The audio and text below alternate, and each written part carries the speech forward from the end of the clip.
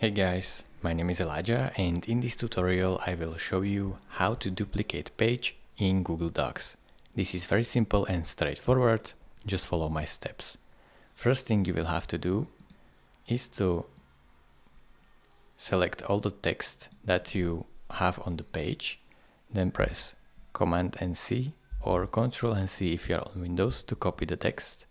Then place your cursor at the end of the page, like right here, and then insert a page break very easily. Just go right here to insert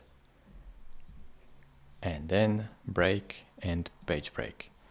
This is created new page, and now all you have to do is to click Command V or Control V if you are on Windows. And now you have successfully copied and duplicated this page. Thank you for watching. If this video was helpful to you, consider subscribing and liking this video, and I will see you in the next tutorial. Bye bye.